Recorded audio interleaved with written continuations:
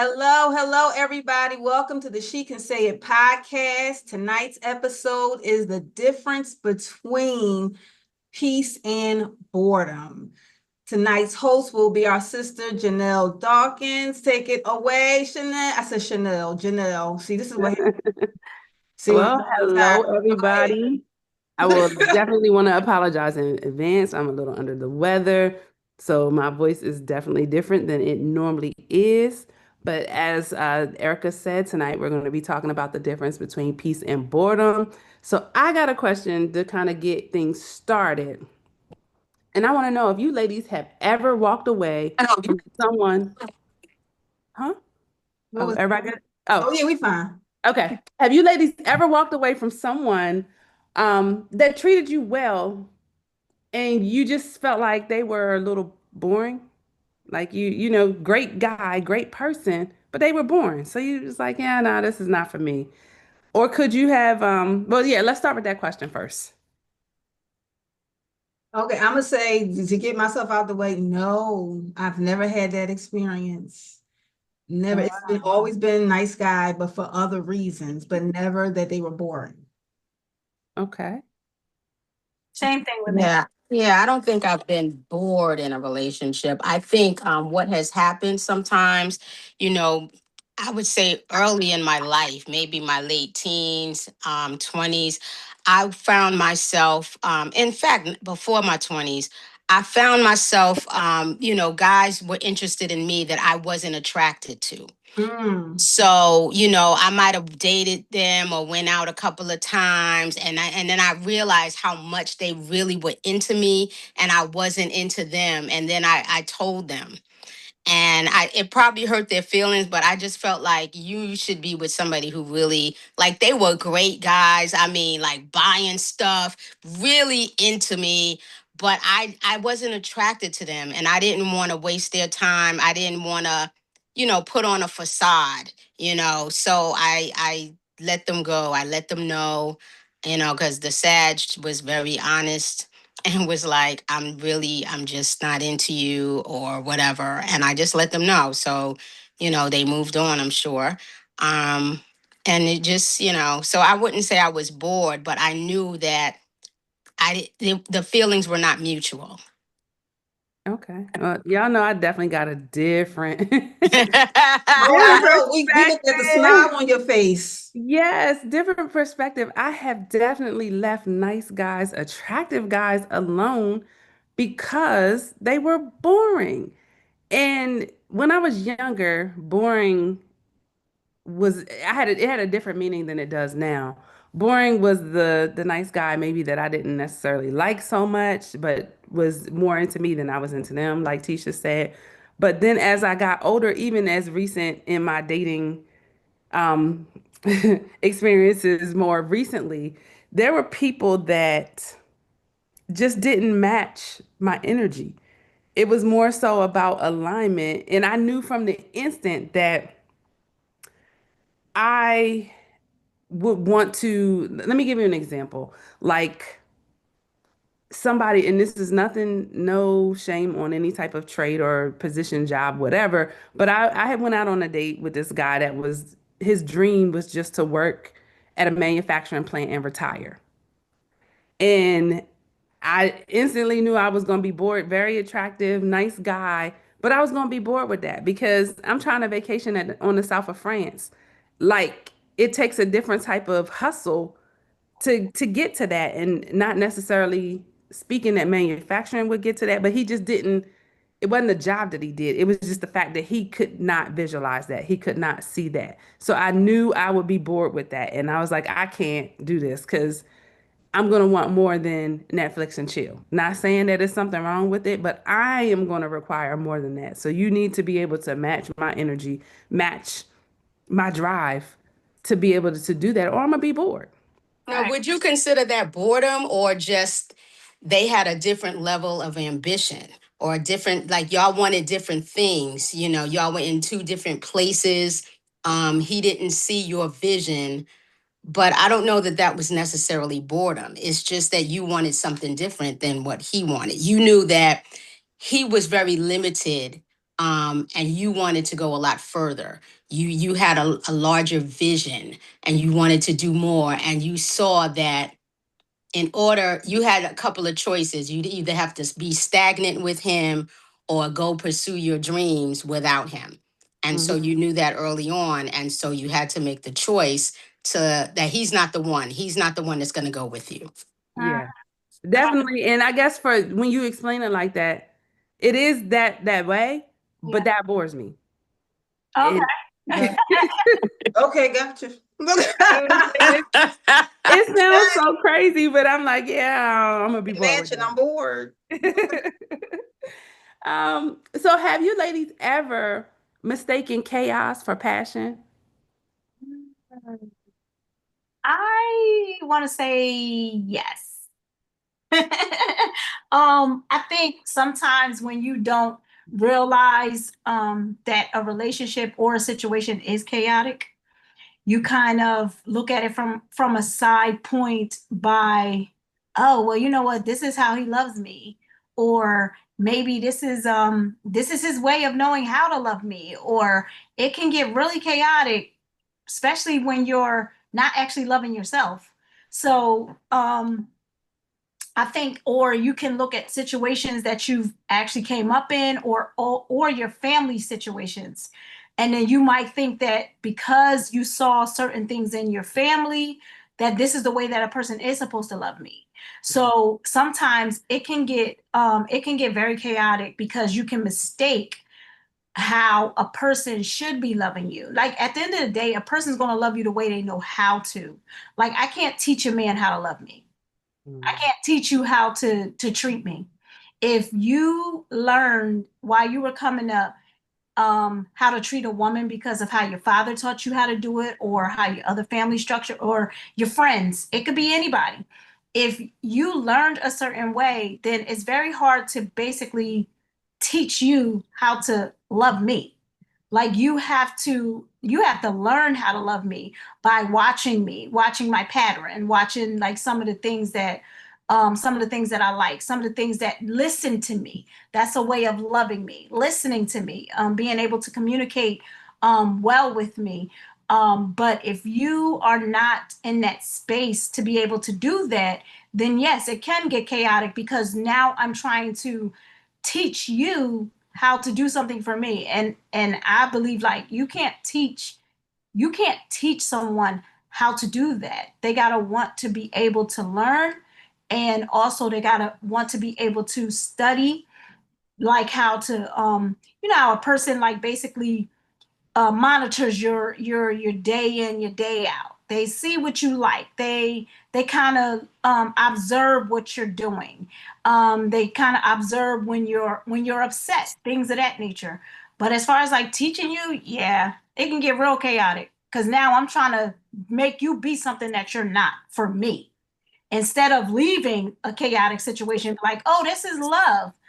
He knows how to love me, um or can chaotic don't doesn't necessarily mean relationship. Chaotic can be friendships. So you could have chaotic friendships and think that, okay, well, it's okay for her to talk to me that way because we're friends. No, it's okay for everyone to respect you because you have to love and respect yourself. So I guess once we get the concept of knowing what love looks like for us, then we can basically say, okay, I don't like how you talk to me like that, or I don't like how you did that, or maybe next time can we sit down and hold a conversation about that. But I think, yeah, sometimes it can get a little chaotic, and people can mistake um something chaotic for something like intimate, or basically something necessary. Oh, it's like, oh, it's necessary for that person to love me like that. So, and it's like, no, I had to learn that. I really did because of what I saw, like kind of growing up. I saw like some of my family members put up with certain things. So I figure in a relationship, you were supposed to put up with certain things. So I mistake love for chaos at times. So I think yes, that's a good question. Like, yeah, sometimes you can mistake that boundary, because you don't have any, you don't know how to have any. And until you learn how and grow how to have those type of boundaries, you can get in a position of not understanding that that's not love. That is actually chaos. I need the definition of chaos because I'm thinking of abusive relationships. You know, when women say he loves me and that's why he is so overbearing or manipulative or abusive. So when you say chaos, I mean, I can go back many, many years. I think I was 23. That's how long ago I got to go back. And I dated a guy who was just really last minute, you know. So one time we were going away, he wanted to take me away like overnight, maybe it was like Atlantic City or something. But literally, he told me like an hour before, and we had to scramble to get down to Times Square so we could get on this bus or train or whatever we were doing. And so that's chaos, but it's nothing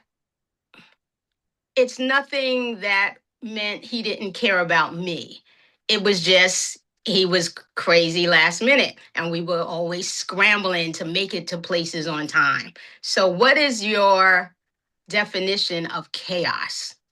And so when I think about it, like I definitely see it in that way as well. But a lot of times when we're growing up, like Latrice said, when you're taught what love is or how to love, you got if your parents always yelled at you, somebody that's yelling at you is going to be normalized. So you think that that's Mhm. love.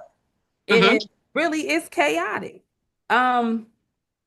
It can be Dysfunction. So again, are yeah, you referring to dysfunction. abuse? You're referring to abuse? It can be abuse, but not, like your example where he was always last minute and late. That's chaotic. If you striving for peace, how does that upset you when you don't operate like that? That's taking you out of your Right. comfort zone and your norm.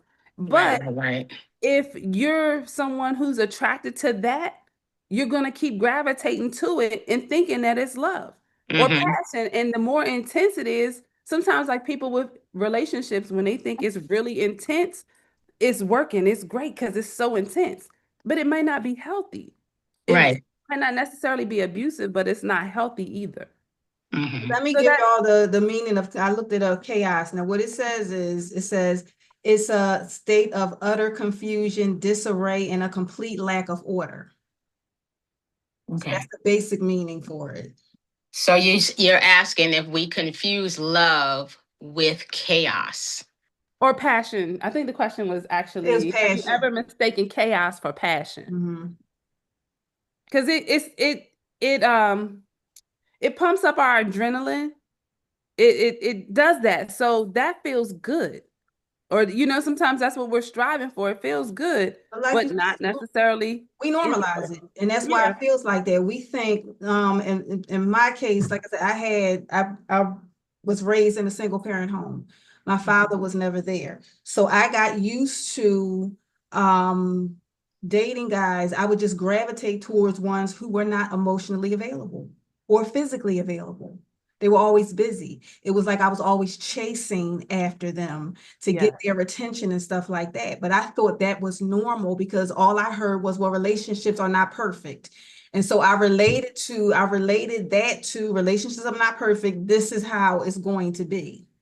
Until I got older and found out, no, that is not how it's supposed to be. You should not be chasing after folks, because if they want you, then they will gravitate towards one another if the feeling is mutual.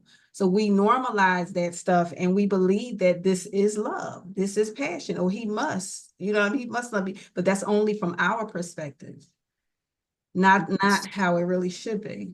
Yes, Latrice, I saw that movie. It was one of my Oh, wait a favorite minute, I didn't movies. see, let me see a message. Why Did I Get Married? Oh, yeah. One and two. Yeah. Janelle, so you're saying that, do you mistake chaos with passion? There was a scene in the movie Why Did I Get Married Too, where as a bunch of scenes where the wife was always arguing with the husband because she wanted the husband to have sex with her, and or basically she looked at the husband as if he doesn't do certain things, then he doesn't love me. You're talking about Jill Scott character. No, that wasn't No. that wasn't Tasha. Tasha's her real name. yeah, that was Tasha. Her Oh, character. you mean her? Yeah. Yes, And so Marcus? Oh, Marcus, that's yeah. right. That's right. Because he thought he had something. Yeah. Marcus! Yes, yes. Yeah, he thought he had something. Right, right. He didn't want Uh-huh. to. Okay. I remember. Yeah. she didn't trust him. So what she was doing was is she continued to keep doing things to be like, oh well, you don't love me, you don't care about me because you won't let me have your Your code. cell phone, right? The code to the Yeah. cell phone. And there was a part where he was like, I know what you want. I just know what you want. So he kind of threw her on the bed and got on top of her and just started kissing. And she was like, oh yeah, this is what she want. So Right. it's almost like she had to be chaotic in order for it to turn into something passionate. Do you understand what I'm saying? It's like, Mm. no, I mean, at the end of the day, people do that in real life. I mean, That's true. You know, it's true. It is Yeah, true. it's true. you be looking at it like, oh, this is just a movie. No, people do it in real life. Right. Well, art imitates life. So, Mhm, absolutely. I heard a coach talking about that where he said when he was very young, he dated a young lady who would not be turned on by him or if he did not argue at her or cuss at her. And he thought that was so abnormal. And then he ran into the woman he later married, and he said it was completely different. Now that he looked back, he said his wife is a calm human being and she's not nothing like that girl. But he said this girl fed off of that, and come to find out, she grew up in a household where that's all that went on with her brothers and their, the women that they dated and stuff like this. So she was accustomed to yelling and cussing and all of that stuff. She thought it was love. Right. She said yeah, that was the only way she could recognize it. that was her definition of love. Mm-hmm. Yep. So now that we talked about that, let's talk about peace. So when we just all kind of described different scenarios regarding chaos and things like that. So, and we talked about boredom a little bit.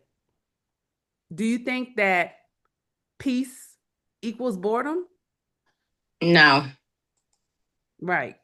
Well, it is for some people because, give me a nerdy guy all day long. Give me one who's finished clubbing, who ain't drinking all the time. Give me a peaceful, laid back dude that's smart. He got to be smart. He got to be intelligent, got to be able to hold a conversation and love to talk. If he don't love to talk, throw him back because I'm going to talk his head off and he going to be miserable. He got to love to talk and, want to travel and do some things. But give me a boring man that to most women because I don't want to do no clubs. I'm not partying at 2 and 3 and 4 in the morning. I don't drink. I don't get high.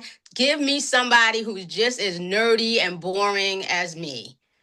Yes, And that's a all lot day. of women are a lot of women are saying that.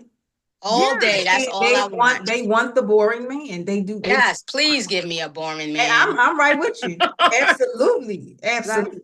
Okay. I'm okay with it. I'm sorry, Erica. Go Me ahead. being the youngest of the bunch, I definitely am past my party stage. I don't want to do it no more. So I could only imagine that it's plenty of women that feel like, okay, I've been here, done that. And I don't know. I think we've talked about this before. At our ages, we in the clubs doing that. Like the younger guys are hitting on us now. Like that just totally, I despise that. I'm not trying to be Yeah, no, I don't want nurturing nobody my young. son in the Right. club. Right. Yeah, I got kids your age. I'm good. I don't want to be. Because in they the club. saying, then what you here for? Yes. Take your old behind home. I like the day parties. I go to my sorority parties and party with people my age in the daytime. And that's a beautiful thing. Yep. It's from 12 to 4 and I'm home by 7 and all is well. Daytime is good. So I have Yeah. another question for you guys. When someone treats you consistently, do you feel safe or do you start looking for what's wrong? Say that again. When someone's treating you consistently, do you feel safe or do you start looking for things that could be wrong? If you dealt with someone in the past if you dealt with situations in the past where you're afraid of actually being safe, then you actually look for someone to have a problem or an issue. So if you're afraid to be in a safe situation because the situations that you was not in were safe, were not safe, were not safe, then you'll kind of look for a way. It's almost like self-sabotage. Yes, Mhm, it is. mhm. If you have a good man who actually treats you well, does good by you, and or provides for you, whatever, it could be anything. You understand what I'm saying? Takes you out. Well, it doesn't. Whatever y'all like to do. Um, and you're not, and you're looking for something like, okay, well, it's got to be something wrong. Maybe I'm missing it. Maybe I'm not looking. Maybe I'm looking past. Maybe I'm seeing the red flags and not recognizing them. So sometimes you kind of self-sabotage because you're actually looking for something to be wrong, as if every situation that the situations that you have been in prior means that you can't be in a good situation, that you can't be in a good relationship. So if one bad relationship does not equate to all bad relationships, Right. it's almost like, you kind of look for that and be like, oh, well, no men are good. No, there are a lot of good men out here. It's just a mere fact that the ones that you keep running into are not good for you. They might be good for someone else. They might be good for someone who's a little younger. They might be good for someone who's actually not looking for anything, like not looking for something that you're looking for. But men are good, just like women are good. Mhm. And we kind of equate that men are the problem sometimes, when a lot of people are the problem. We all are the problem sometimes. Sometimes we can actually again, we could self-sabotage because we're actually looking for something to be wrong, instead of actually saying that, what, this can work. It can be right. This is right. This is okay. It is safe. And if it's not safe, why am I looking for you to provide safety for me? That's the question. Why are we looking for someone else to provide the safety? With myself, I'm like, I'm not looking for you to provide the safety. What I need is maybe possibly companionship. What I need is respect. What I need is something that you can add value into my life, as opposed to anything else, because safety does not come from you. You are not my all in all. God's my all in all, and that's where I find my safety at. And then he shows me how to love you. You know how to love me. So, there's a lot of different, like I said, for myself, I would think that because y'all know, because I'm a widow, sometimes I'm be like, I don't know. Maybe maybe it's not the good, sometimes I kind of question myself, like, should I get in another relationship? Should I do it? I'm not sure if I can handle one. And then I have to turn around and tell my mom, like, it's okay. It's okay. It's safe to date. It's okay. You're gonna be all right. And if you run into somebody who is not someone that's accustomed to your values and your beliefs, it's all right. It's okay to say, you know what, this doesn't work for me. It's all right to do all of those things. And I think sometimes sometimes it's almost like we got to entertain that person, just to be like, okay, well, you know what? No, this don't work for me. I'm sorry. I think that when you're dating, Mhm. the dating process is you're getting to know each other. I think people should date for a long time. I'm talking about at least a year. And no, I don't think you should have to let your guard down, early on. You could feel very comfortable and still protect yourself and guard yourself and your heart. I think, you have to learn a lot about other people, and they have to learn a lot about you. And it doesn't matter um, what your past is and what their past is, because these are two different people that are now trying to come together to see if this would work, if they can be a couple. Well, first of all, you got to find out if that's even your goal. Is it, what's your goal? What's your end goal? Do you just want to be in a relationship? Do you want a long-term relationship? Do you want to remarry? And figuring out, is that person intentional? Because some men are very intentional. They're like, I want to remarry within the next 3 years, and I'm retiring next year, and I'm moving down to North Carolina, and so you got to fit that bill, or this is what I'd like to do, and so you got to let me know what your goals are. Some men have serious, like they got it all planned out. And so, what are your plans? And do your plans even go together? Do you even have the same goals? And it may not be that you want to do something long term. It might just be y'all want to hang out right now. You want to be friends, whatever. But whatever it is, it still takes a process. Even to be my friend takes a process. Everybody doesn't get to be my friend. That's an honor to be my friend, because I'm a doggone good friend. So I'm like, everybody doesn't get to be in my presence. You don't get to hear about my life and for me to share and pour into you and do things for you. You don't get to do that. It's not a given just because you exist or because you've had a couple of conversations with me. And I do think that one of the men's roles is to be a protector. So I think, they're providers, they're protectors. So that's what they want to do. They want you to feel safe around them. So they want to walk on those that are old school, that are still, what's the word? Chivalrous. They'll still walk on the outside of by the curb. They'll still hold the doors. They'll still help you with your coat. They'll hold your hand when you're going down the steps. They'll do those things still. They do want to protect you. That's why they sit so they can see the door. And there's certain things that men do because they assume the role of a protector. So it's not that whether you need it or not, it's what they do.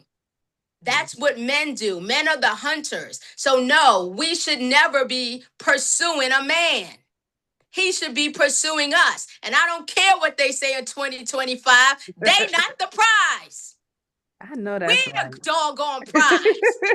All day and all night. Now I'm gonna have to interrupt. Now I get it. I get the language. I done heard it about we're the prize, they're not the prize and stuff like that.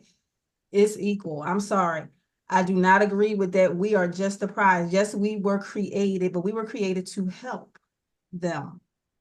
So we are co-partners here. We are not. We need one another. So one is not better. In the courting process, the man courts the woman. He courts woman, and that's his job. He's supposed to. Yeah, yes. He's supposed to do that. That's what I'm talking about. But it's not a prize. It's not that we are the prize. Now he does seek. What does the Bible say? Is that the man who finds a wife finds a good favor from the Lord. Absolutely, he gets his favor through us. Right. But what do we get in the end? We also get favor.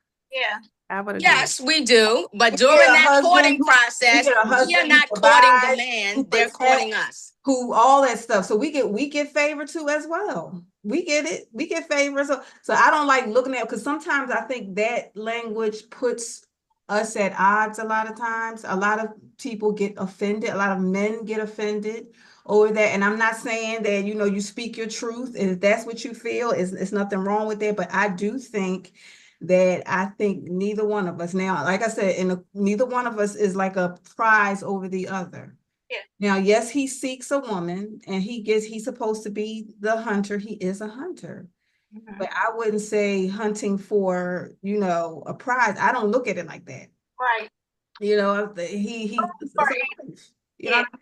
gets something out of the deal, but so does she. We get something out of the deal too. Yeah, we get something out the deal. I can identify with Tisha's passion, because I dated a guy that clearly was like, "Oh, I'm the prize." I'm like, "Oh, wow." I've heard him say that, and I just word. Okay, prize. I just look and say, "All right." Yeah. All right. Now, let me go on over here. You keep going. At the end of the day, it felt as if King Kong ain't got nothing on us.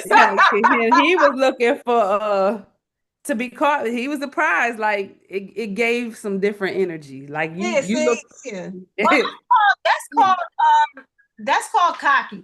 Yeah, No, it was beyond that's cocky. part of It it. I was believe- like he oh, you was said looking for the beyond? man to catch him too. Yeah. Like She said beyond cock. She said that was beyond. that was beyond.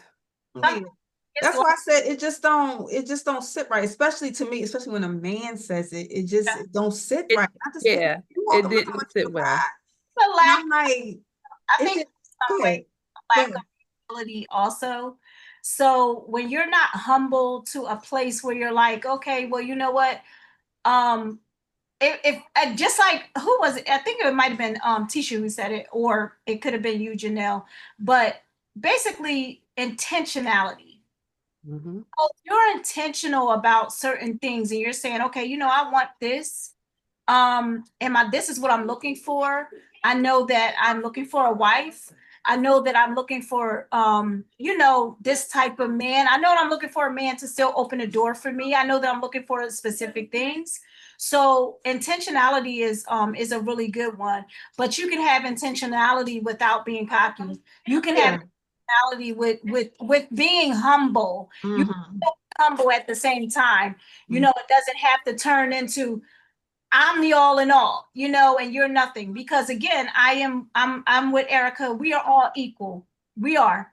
And sometimes when we read the scripture, we can kind of interpret it as if the man is to do or is to be a certain thing. When Christ died for each and every last one of us, he didn't pick and choose who he was going to die for. He died for all of us. So that means he died for everyone's sins. So at the end of the day, it's like sometimes when we look at it, we're like, oh, you should be doing this. No, and I have the capability of doing it myself. That's why I need to know what love actually looks like. So I need to know how to love myself, Bless you. well as I need to know how to love God so that he teaches me how to love other people. Because if I'm looking for someone to just basically do just because they are a male or a female, then you're almost saying that I am superior over you. Yep. I should be doing when I am equipped to do the same exact things that you do. Now, our roles are different. Yes, very different. But at the same time, the same way that the Lord gave me gifts and talents and certain things to do, he gave you certain things to do, and we accommodate each other in that. Well said. I like that. Mm-hmm. I'm gonna write that down. Yeah, you're co-partners. But I'm saying Right. is dating. In dating, you are not partners. In dating, you are not life partners. In dating, you are not co-mingling money. You're not my strength when Okay, I am I see she weak. gonna push this issue. This ain't- Go ahead. This is the courting phase. You didn't get that far yet. And I never said that one person was one thing and one was nothing. First of all, I never said that. And second of all, I'm not going to say I don't need a man, but I haven't had one in a long time, and I am big time self-independent. And trust me, one little dinner ain't going to do nothing for me. I'll pay for my own meal. I can hold my own door. I'm going to drive myself there. I'll meet you there at the restaurant. You ain't got to do nothing for me all day and everything. But if I'm going to have a man, then I should be in a better place. Like if you ain't going to hold the door, if I'm going to struggle with my case of waters, then what good are you? Then go on about your business. If you're not going to help and I'm struggling with bags and what good are you? If I gotta mow the damn lawn and you sitting up there watching the damn TV, you getting out. Yeah. You got one time to do something stupid like that. One time. Because what good are you if you're not going to enhance life? Like, that's your job, man. That is your job. Take the daggone cans to the curb. What's the man for? When I need gas and I need an oil change, what the hell? If you ain't going to do nothing, then I don't need you. You know what? See, I'm playing devil's advocate here again. Because help you. I gotta do it. I gotta do it. Don't do it. Now, Tisha she got specific things that her man has got to do specific to Tisha. Right. But you know, in relationships, if he don't do it, he gonna die. He don't have to, but You have you have women, certain you have women who expectations. take the trash out and they're married. If they see a need, they go ahead and take care of the need. It's not And like I've done it a they couple of don't wait for times. him to do it. They see it needs to be done, they go ahead and do it. You have men who wash the dishes. Nobody Yes. got to tell them. They see the need, they take care of the dishes. If they know the kids got to eat and mama ain't home, some men will go ahead in the kitchen and get the cooking. As they should. So the roles are different. You supposed to you supposed to work together, your partners. So you're supposed to see a need, and if your husband or your wife is not there to meet that need, why can't you meet it? I agree. But And again, I that's- was not talking about marriage. I was talking No, about you ain't talking dating. about. I'm just saying.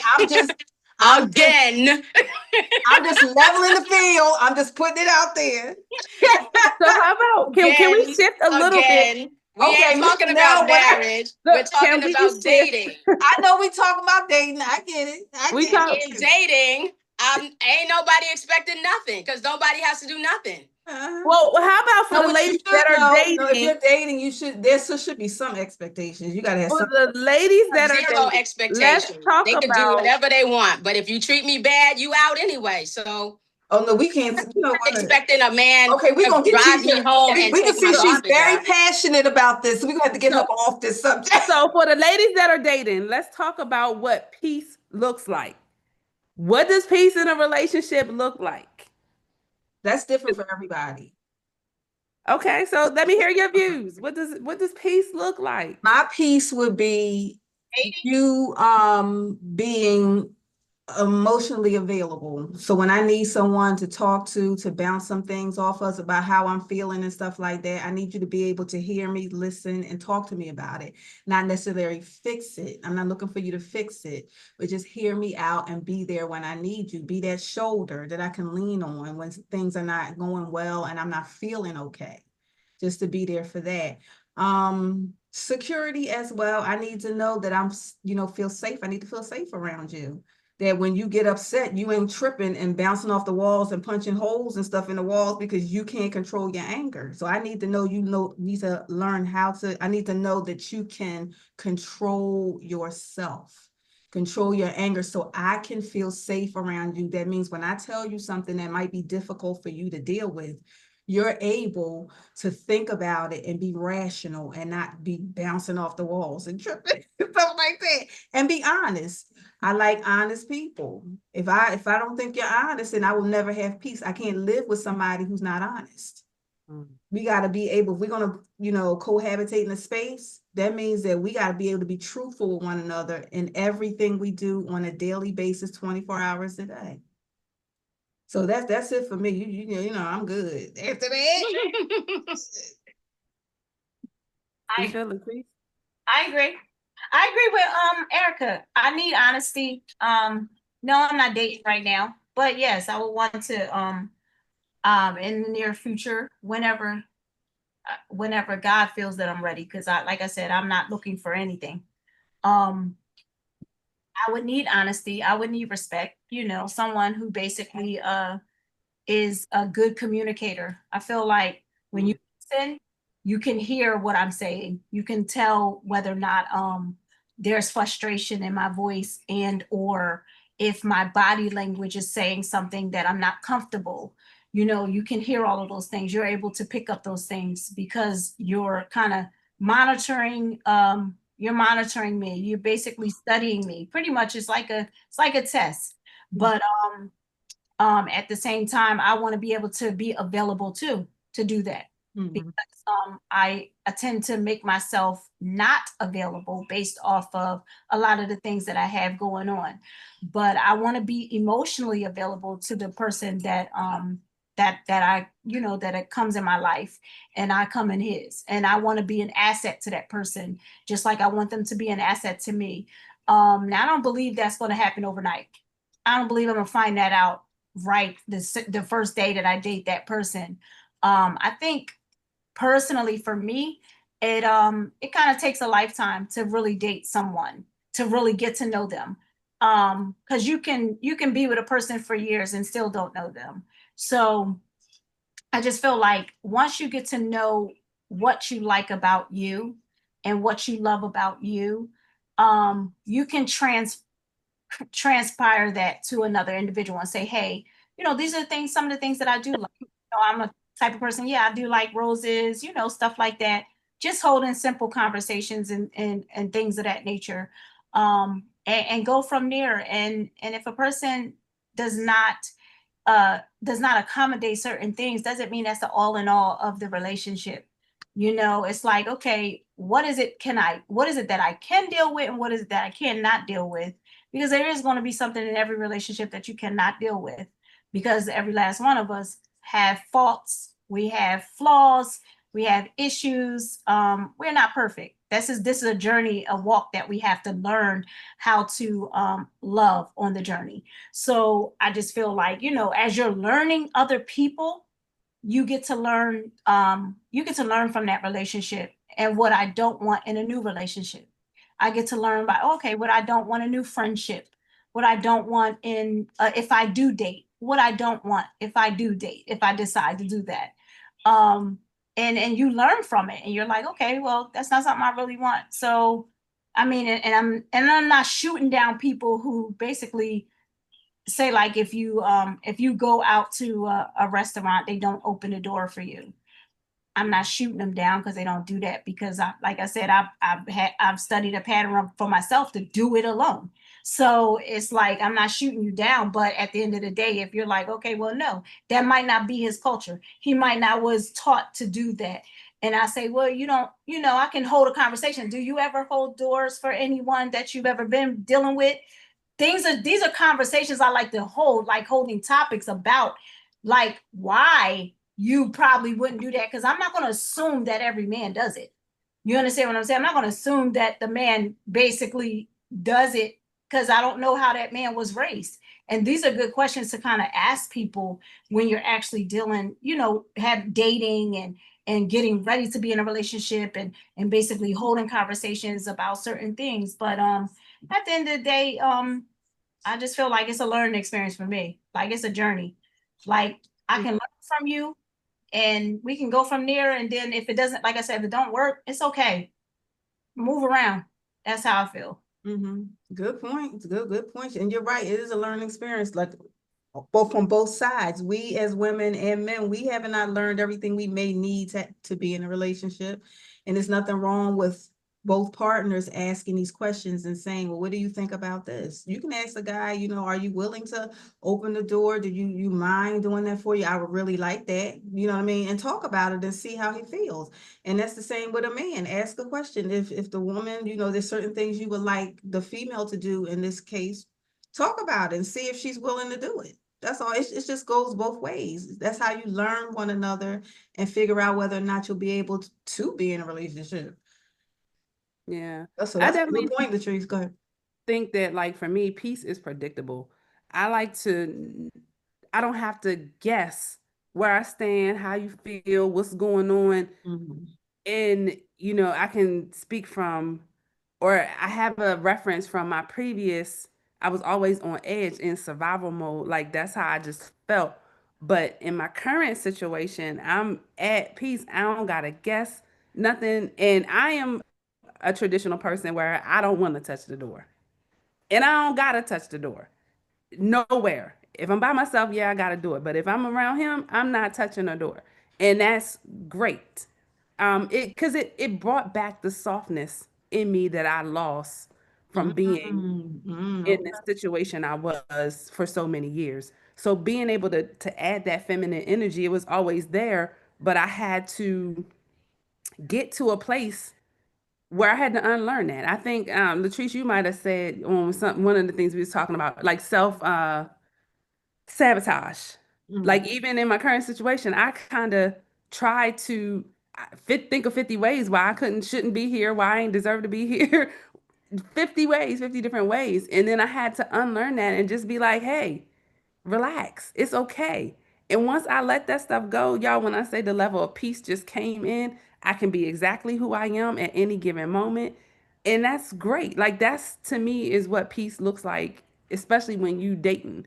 And I've been on a few dates. I've dated a few people, and the absence of peace was very prevalent, because the absence of peace brought along chaos. It brought along dysfunction. It brought along anxiety.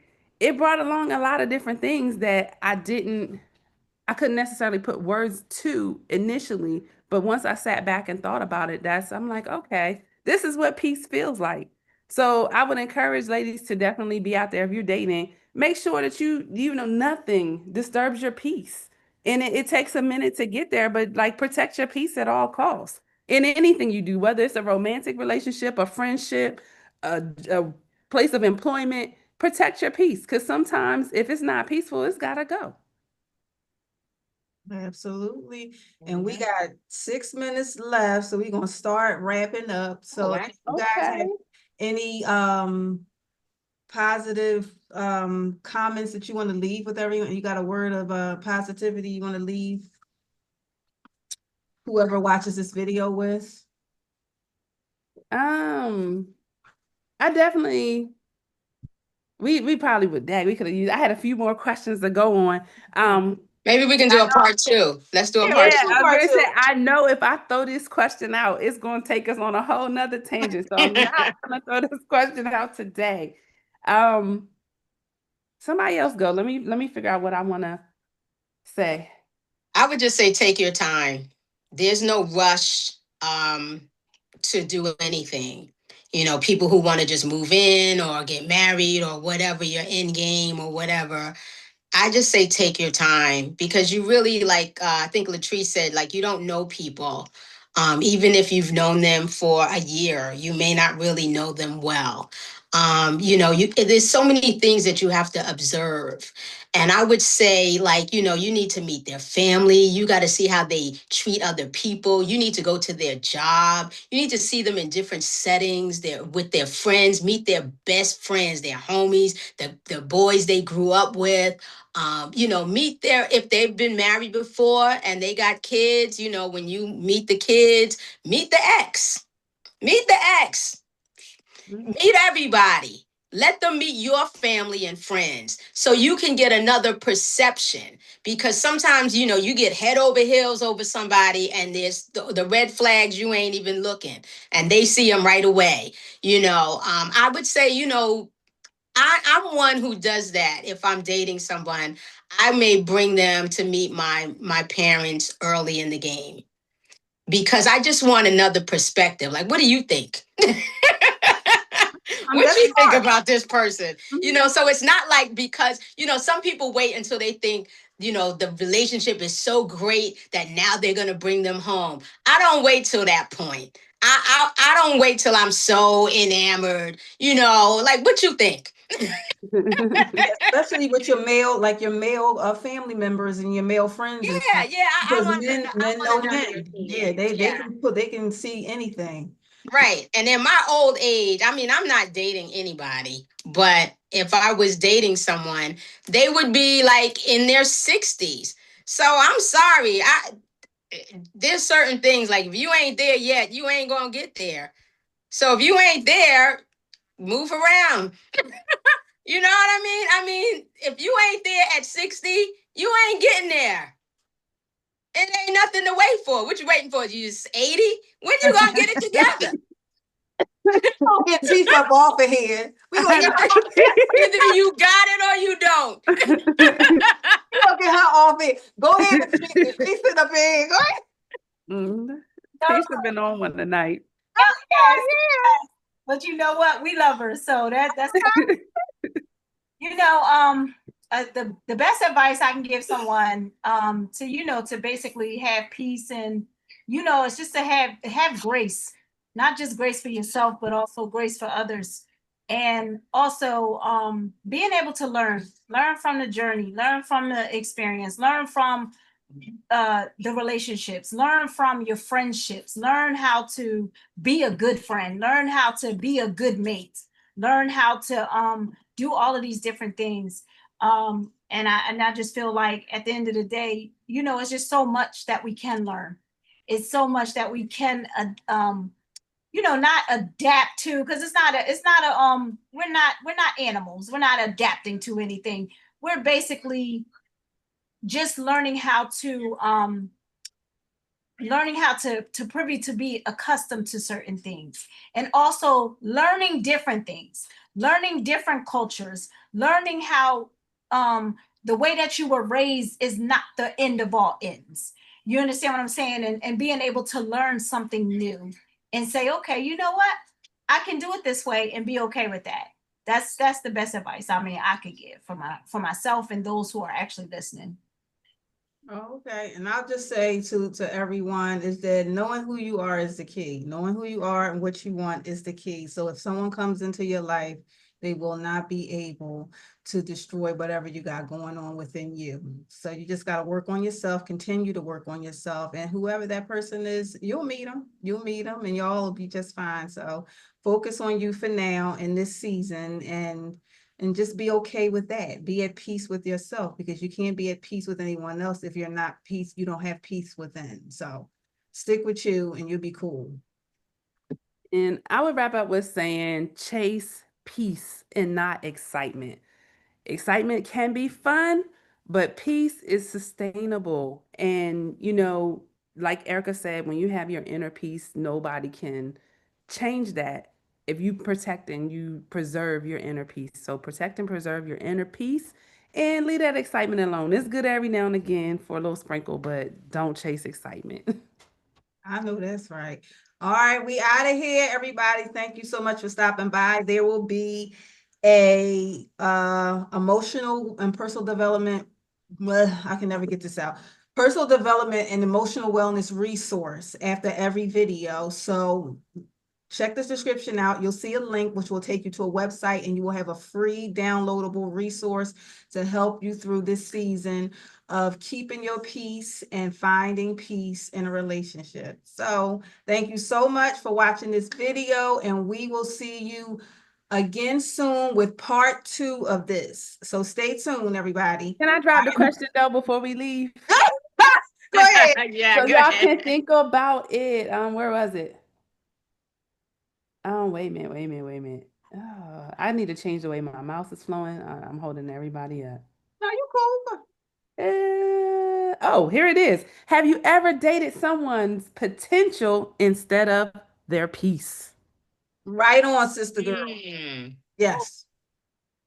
Because you see, you be like, oh, that potential, he got potential. I can bring it out of him. Yeah. And Yeah. you Remember, lose there your was a song peace called trying. Potential. Potential. Potential.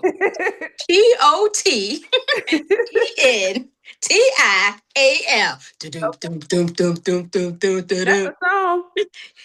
Oh, I guess y'all ain't old enough. Never heard it. It's a song called Potential. Never heard it. And they go, what is that? How you spell that? Potential. We're going to have to find that for the next podcast intro. Never heard it. That was a All whole right, y'all. song. We signing off. All right, take care, everybody. All righty. Not y'all. Wait a minute. They keep breaking up off it. I'm talking about the people watching the video. Okay. Wait a minute. Good night. Bye.